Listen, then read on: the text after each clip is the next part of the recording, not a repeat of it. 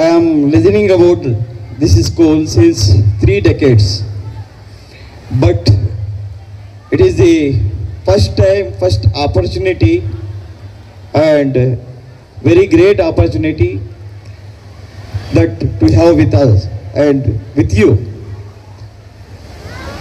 हम अपनी जान के दुश्मन को अपनी जान कहते हैं, हम अपनी जान के दुश्मन को अपनी जान कहते हैं, मोहब्बत की इसी मिट्टी को हिंदुस्तान कहते हैं।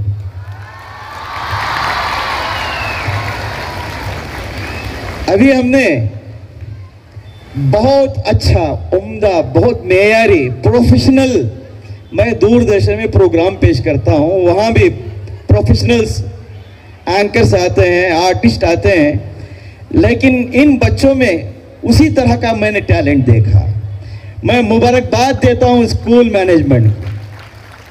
यही बच्चे आगे चलकर बहुत अच्छे एंकर्स बनेंगे, लीडर्स बनेंगे और ऑफिसर्स बनेंगे।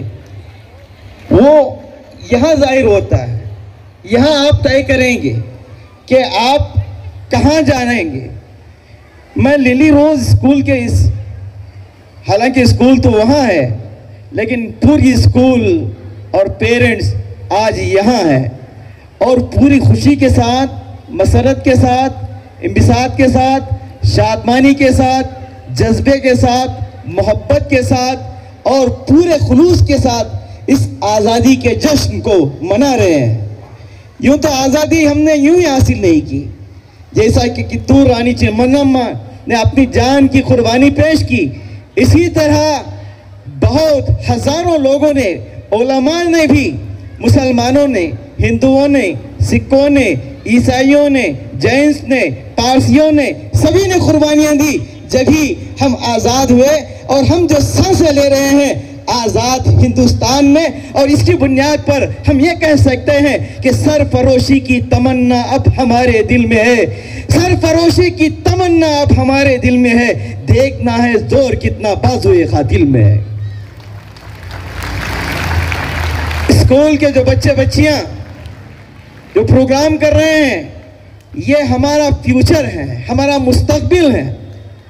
कितने बच्चे, मैं हुकूमत को मुबारकबाद देना चाहता हूं इस बात पर कि उन्होंने कानून बनाया कि बच्चों को नौकर न बनाया जाए, बच्चों को होटलों में, गैरेजों में और दीगर काम के मैदानों में न डाला जाए, बल्कि तालीम के लिए।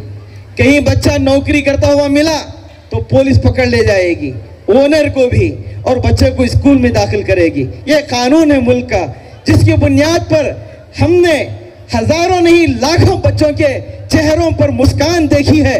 वो बच्चे जो गैरेज में नेट बॉल फिक्स किया करते थे, तालीम की वजह से वो आईएएस ऑफिसर बने, आईएफएस ऑफिसर बने, आईपीएस ऑफिसर बने, आईआरएस में वो उन्होंने आला मुकाम हासिल किया। ये हमारा खूबसूरत हिंदुस्तान, जिसमें बच्चियां भी हैं, बच्चे भी हैं, ऑफिसर्स भी हैं, कारोबारी आदमी भी हैं, पेरेंट्स भी हैं और ममता देने वाली माएँ भी हैं और सर पर शफकत का हाथ रखने वाले असातिज़ा भी हैं, उस्ताद भी हैं। मैं इसलिए अभी 2 फंक्शंस हुए, एक जगह अंग्रेजी में मैंने बात की, इंग्लिश में, और एक जगह कन्नड़ में मैंने बात की। यहाँ मैंने देखा कि बुरखा पोश खवातीन हैं, तो मैंने चाहा कि मैं उर्दू का प्रोफेसर हूँ और उर्दू से मैं बहुत मोहब्बत करता हूँ, और उर्दू ही ने आज़ादी के जो हसूल में, आज़ादी को हासिल करने में जो रोल अदा किया है, वो नाकाबिल फरामोश है। इनकलाब जिंदाबाद का नारा उर्दू ने दिया। मैं चाहूँगा कि ये नारा इस स्कूल में भी गूंजे, इनकलाब, इनकलाब, इनकलाब। ये नारा उर्दू ज़बान ने दिया। इस नारे के जरिए हजारों लोगों ने इकट्ठा होकर अंग्रेजों को मुल्क से बाहर किया और आज़ादी हासिल की। यहाँ पुलिस अफसर भी हैं, दीगर अहबाब भी हैं, दूसरे डिपार्टमेंट के अफसरान भी हैं, एजुकेटेड पर्सनल्स भी हैं, और ये तमाम मिलकर ये ईद मना रहे हैं। हम ईद समझते हैं बकरी ईद को, अभी हमने जो मनाई, हम ईद समझते हैं रमजान को, ईद उल फितर की ईद को हम ईद समझते हैं, युगादि को हम ईद समझते हैं, दीपावली को, अब कल आने वाली वरमहालक्ष्मी की ईद को हम ईद समझते हैं। लेकिन उसके साथ हमको 3 ईदें और मनानी है हिंदुस्तानी होने के नाते। एक तो आज़ादी का जश्न, इंडिपेंडेंस डे जो हम मना रहे हैं, और दूसरा रिपब्लिक डे, और तीसरा कर्नाटका में हम रहने की वजह से नवंबर 1 को कर्नाटका डे। इन तीनों को हम ईद की तरह मनाएं तो ये हमारे लिए ये मंजर जो पेश हो रहा है आंखों के सामने हमारे है, वो ईद का ही समा पेश कर रहा है। जिस तरह ईदगाह में लोग पहुंचकर एक समा पेश करते हैं, ऐसा ही समा आज हम इन बच्चियों के जरिए और माँ बाप के जरिए देख रहे हैं। हमारे लिए जरूरी है कि जिस मुल्क में रहते हैं उस मुल्क से मोहब्बत करें। गांधी जी, नेहरू, मौलाना अबुल कलाम आजाद, अशफाक और बहुत सारे जो जंग आज़ादी में हिस्सा लिए थे, उनको याद करने का भी दिन है। बच्चों ने मुख्तलिफ प्रोग्रामों के जरिए उनको याद भी किया, और उनके जो चेहरे के एक्सप्रेशंस थे और वो डायलॉग्स पर जो एक्शंस हो रहे थे और जो सीरियसनेस था, जो क्वालिटी के साथ उन्होंने पेश किया, वो काबिल मुबारकबाद। मैं असातिज़ा को भी, मैनेजमेंट को भी और माँ बाप को भी मुबारकबाद देता हूँ। यूं तो हिंदुस्तान में मुख्तलिफ किस्म के लोग रहते हैं, मुख्तलिफ किस्म के कौमें रहते हैं, मुख्तलिफ मज़ाहिब के और मुख्तलिफ ख्यालात के। ये घर में भाई बहन है तो इख्तिलाफ रहता है, भाइयों बहनों में जंगें चलती हैं, कोर्ट्स को जाते हैं, लेकिन ये हिंदुस्तान का ये हुस्न है, खूबसूरती है, यहाँ की यहाँ खुसूसियत है कि पूरे एक साथ मिलकर ये हम पैगाम दे रहे हैं कि मजहब नहीं सिखाता आपस में बैर रखना, मजहब नहीं सिखाता आपस में बैर रखना। हिंदी है, हम वतन है, हिंदुस्तान हमारा। जब राकेश शर्मा खला में गए थे, स्पेस में, उस वक्त की वजीर आजम इंदिरा गांधी थी, उन्होंने पूछा कि हमारा देश स्पेस से आपको कैसा लग रहा है, तो उन्होंने कन्नड़ में जवाब नहीं दिया, इंग्लिश में जवाब नहीं दिया, या किसी मराठी में या तेलुगु में, तमिल में जवाब नहीं दिया। उन्होंने कहा कि सारे जहां से अच्छा हिंदुस्तान हमारा। ये वो हिंदुस्तान है, हम उस हिंदुस्तान में सांसें ले रहे हैं, जी रहे हैं।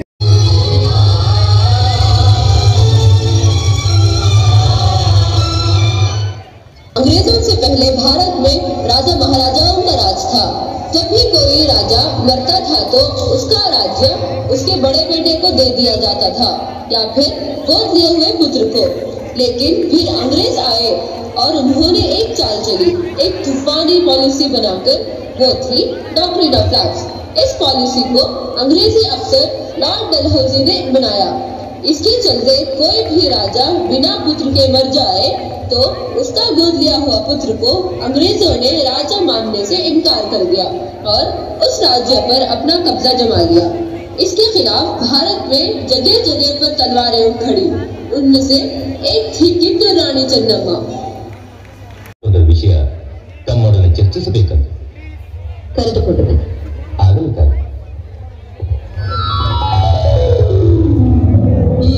ಬಂದ ವಿಷಯ ಕಪ್ಪ ಕೇಳುವುದಕ್ಕೆ ಏನು? ಕಪ್ಪ? ಹೌದು, ಮಾಂಡ್ರೆ ಸಾಹೇಬರ ಒಪ್ಪಂದದ ಪ್ರಕಾರ ನೀವು ಕೊಡಲೇಬೇಕು. ಕಬ್ಬು ತಿನ್ನುವುದಕ್ಕೆ ಬಿಟ್ಟ ತಪ್ಪಿಗೆ ಕೋಳಿಯನ್ನು ಬೇರೆ ಕೊಡಬೇಕೇನು? ಮೋಡ ಮಳೆ ಸುರಿಸುತ್ತದೆ, ಭೂಮಿ ಬೆಳೆ ಬೆಳೆಯುತ್ತದೆ, ನಿಮಗೆ ಯಾಕೆ ಕೊಡಬೇಕು ಕಪ್ಪ? ನೀವೇನು ನಮ್ಮವರೊಂದಿಗೆ ಹುತ್ತೀರಾ, ಬಿತ್ತೀರಾ, ನೀರು ಹಾಯಿಸಿ ನಾಟಿ ನಡ್ತೀರಾ, ಹೊರೆ ಹುತ್ತೀರಾ, ಇಲ್ಲ ದಣಿದವರಿಗೆ ಅಂಬಲಿ ಕಾಯಿಸಿಕೊಟ್ಟಿರಾ? ನಿಮಗೆ ಯಾಕೆ ಕೊಡಬೇಕು ಕಪ್ಪ? ನೀವೇನು ಅಣ್ಣ ತಮ್ಮಂದಿರೇ, ನೆಂಟರೇ, ಇಷ್ಟರೇ, ದಾಯಾದಿಗಳೇ, ನಿಮಗೆ ಯಾಕೆ ಕೊಡಬೇಕು ಕಪ್ಪ?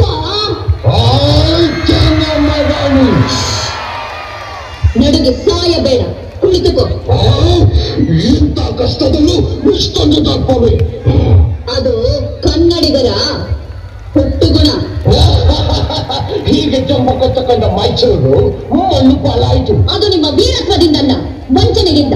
ಮೈಸೂರನ್ನು ಹಾಳು ಮಾಡಲು ಮರಾಠರನ್ನು ಹಾಳು ಮಾಡಲು ಮತ್ತೊಬ್ಬರನ್ನು ಎತ್ತಿ ಕಟ್ಟುತ್ತಾ ಇಡೀ ಹಿಂದೂ ದೇಶವನ್ನೇ ನಯವಂಚನೆಯಿಂದ ನುಂಗಲು ನಿಂತಿರುವ ನರಿಯ ಜಾತಿಯವರಲ್ಲವೇ ನೀವು?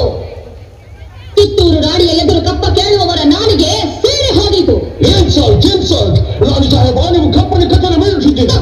ನಿಮ್ಮ ಕಂಪನಿಯವರಿಗೆ ನಮ್ಮ ನಾಡಿನಲ್ಲಿ ನಿಲ್ಲಲು ಜಾಗದ ಭಿಕ್ಷೆ ಕೊಟ್ಟವರು ನಾವು.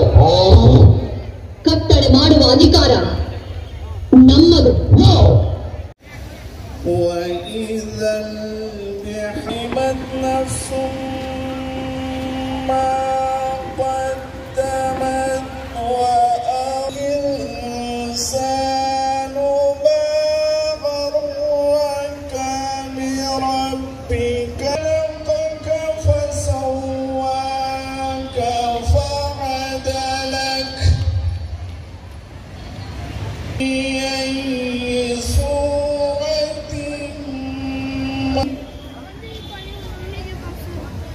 وإن عليك كاتبين يعلمون ما تفعلون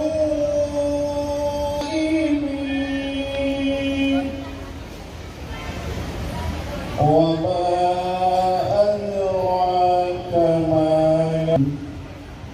ثم ما أدراك ما يوم الدين نفس شيء يومئذ الله عظيم.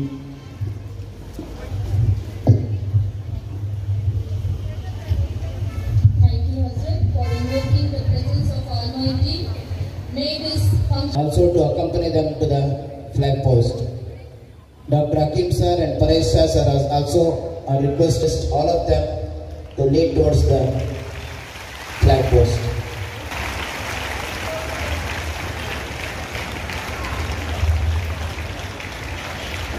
ಮಕ್ಕಳ ಹೈಯರ್ ಎಜುಕೇಷನ್, ಮಗಳ ಮದುವೆ, ಕನಸಿನ ಸ್ವಂತ ಮನೆ, ಇದಕ್ಕೆಲ್ಲ ಹೆಂಗೆ ಹಣ ಹೊಂದಿಸ್ಬೇಕಂತ ಟೆನ್ಷನಲ್ಲಿ ಇದ್ದೀರಾ?